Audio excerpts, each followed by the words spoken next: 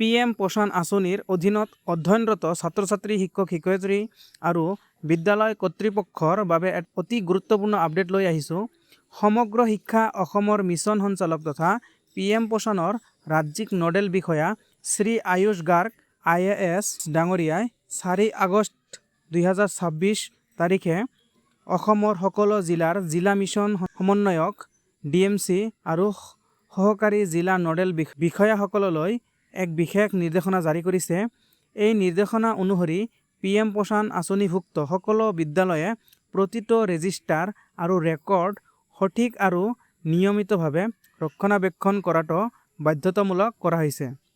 বিদ্যালয়সমূহে বাধ্যতামূলকভাৱে আপডেটেড ৰাখিবলগীয়া 4খন মুখ্য ৰেজিষ্টাৰ হ'ল যে একাউণ্টছ মেইনটেনেন্স ৰেজিষ্টাৰ হিচাপ ৰক্ষণাবেক্ষণ পঞ্জী, যিটো ডেইলি পাৰফৰ্মেন্স ৰেকৰ্ড ৰেজিষ্টাৰ দৈনিক কাম কাজৰ তথ্যপঞ্জী, ফুড গ্ৰেইনছ ৰেজিষ্টাৰ বা ষ্টক ৰেজিষ্টাৰ যিটো ষ্টক পঞ্জী আছে, ফুড টেষ্টিং ৰেজিষ্টাৰ খাদ্যৰ সোৱাদ পৰীক্ষা পঞ্জী।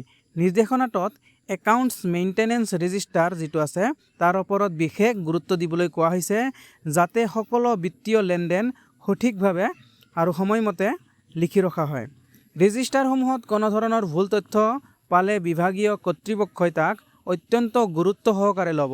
গতিকে সকলো বিদ্যালয় প্ৰধান আৰু দায়িত্বপ্ৰাপ্ত শিক্ষকসকলে ৰেকৰ্ডসমূহ সঠিকভাৱে ৰাখিবলৈ অনুৰোধ জনোৱা হৈছে। ধন্যবাদ।